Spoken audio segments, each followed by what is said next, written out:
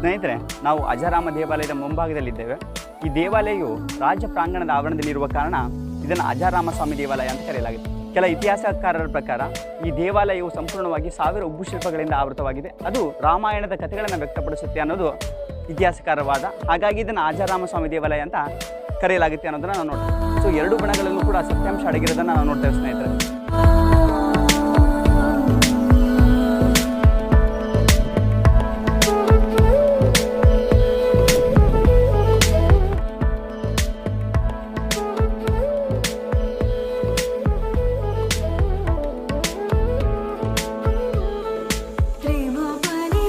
ಸ್ನೇಹಿತರೆ, ಅಜಾರಾಮ ದೇವಾಲಯದ ಹೊರ ಪ್ರಕಾರ ಗೋಡೆಯನ್ನು ನೀವು ನೋಡೋದಾದರೆ ಈ ಗೋಡೆಯನ್ನು ಸಂಪೂರ್ಣವಾಗಿ 5 ರೀತಿಯ ಅಡ್ಡಪಟ್ಟಿಕೆಗಳಾಗಿ ವಿಂಗಡಿಸಲಾಗಿರುತ್ತೆ. ಮೊದಲ ಅಡ್ಡಪಟ್ಟಿಕೆಯು ಕೃಷ್ಣಲೀಲೆಗೆ ಕುರಿತಾದ ಉಬ್ಬು ಶಿಲ್ಪಗಳನ್ನು ಕೆತ್ತಲಾಗಿರುತ್ತೆ. ಅದೇ ರೀತಿ 2ನೇ ಪಟ್ಟಿಕೆಯಲ್ಲಿ ನೀವು ಕೋಲಾಟಕ್ಕೆ ಸಂಬಂಧಿಸಿದಂಥ ದೃಶ್ಯಾವಳಿಗಳನ್ನು ನೀವು ನೋಡ್ತೀರಾ. ಅದೇ ರೀತಿ 3ನೇ ಅಡ್ಡಪಟ್ಟಿಕೆಯಲ್ಲಿ ಪದಾತಿದಳದ ಕುರಿತಾದ ದೃಶ್ಯಾವಳಿಗಳು ನಿಮಗೆ ಕಾಣಿಸುತ್ತೆ.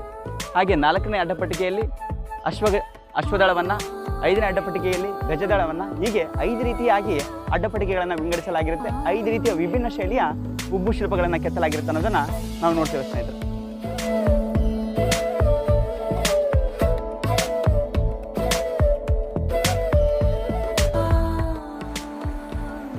ವಿಜಯನಗರದ ಕೇಂದ್ರ ಹಾಗೂ ರಾಜರ ವಾಸಸ್ಥಾನವೆಂದೇ ಗುರುತಿಸಿರುವ ಅರಮನೆಯ ಆವರಣದಲ್ಲಿರುವುದೇ ರಾಮಚಂದ್ರ ದೇಗುಲ. ಇದನ್ನು ಆಜಾರ ರಾಮಚಂದ್ರ ದೇಗುಲವೆಂತಲೂ ಕರೆಯುತ್ತಿದ್ದು, ಆದರೆ ಶಾಸನಗಳಲ್ಲಿ ರಾಮಚಂದ್ರನೆಂದು ಕರೆಯಲಾಗಿದೆ. ರಾಮಾಯಣದ ನಾಯಕ ಶ್ರೀರಾಮಚಂದ್ರನ 100 ಉಬ್ಬು ಶಿಲ್ಪಗಳನ್ನು ಈ ದೇಗುಲದಲ್ಲಿ ಕಡೆದಿರುವುದರಿಂದ ಇದನ್ನು ಆಜಾರ ರಾಮಸ್ವಾಮಿ ದೇಗುಲ ಎಂದು ಕರೆದಿರುವ ಸಾಧ್ಯತೆ ಇದೆ.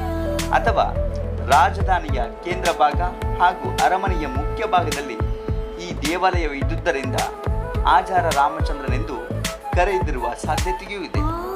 ಈ ದೇಗುಲವು ಗರ್ಭಗೃಹ, ಅಂತರಾಳ, ಅರ್ಧಮಂಟಪ, ನವರಂಗ, ನವರಂಗದ 3 ಕಡೆ ಮುಖಮಂಟಪಗಳು, ಎಡಬದಿಯ ಅಮ್ಮನವರ ಗುಡಿ, ಭಜನಾ ಮಂಟಪ ಹಾಗೂ ಕಲ್ಯಾಣ ಮಂಟಪ ವಿಶಾಲವಾದ ಪ್ರಾಂಗಣವನ್ನು ಹೊಂದಿದೆ.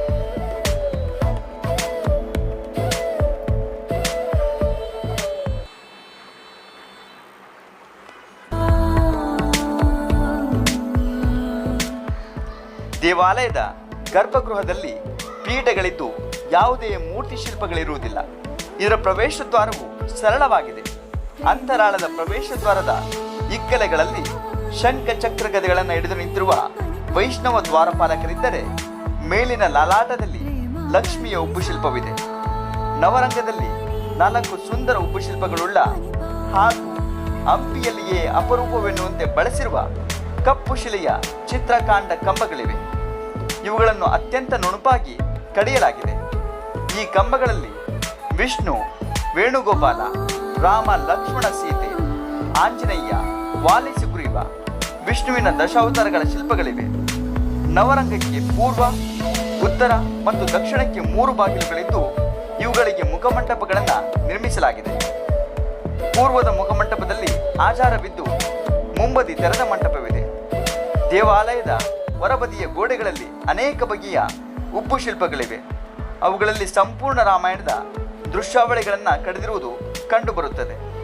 ಈ ದೃಶ್ಯಗಳಲ್ಲಿ ಪ್ರಾಂಗಣದ ಗೋಡೆಯ ಒಳಭಾಗದಲ್ಲೂ ವಿಸ್ತರಿಸಿವೆ. ಅವುಗಳಲ್ಲಿ ಪ್ರಮುಖವಾದದ್ದು ದಶರಥನು ಶ್ರವಣಕುಮಾರನಿಗೆ ಬಾಣ ಬಿಡುತ್ತಿರುವ ಸನ್ನಿವೇಶ, ಪುತ್ರಕಾಮಿಷ್ಠ ಯಾಗ, ಯಾಗದ ಪ್ರಸಾದವನ್ನು ದಶರಥ ರಾಣಿಯರಿಗೆ ನೀಡುತ್ತಿರುವ ಸನ್ನಿವೇಶ, ಶ್ರೀರಾಮಚಂದ್ರ ವನವಾಸಕ್ಕೆ ಹೊರಟಿರುವ ದೃಶ್ಯಾವಳಿ, ಹೀಗೆ ಹಲವಾರು ದೃಶ್ಯಾವಳಿಗಳನ್ನು ಅಖಂಡ ಶಿಲೆಯಲ್ಲಿ ಕಡೆಯಲಾಗಿದೆ.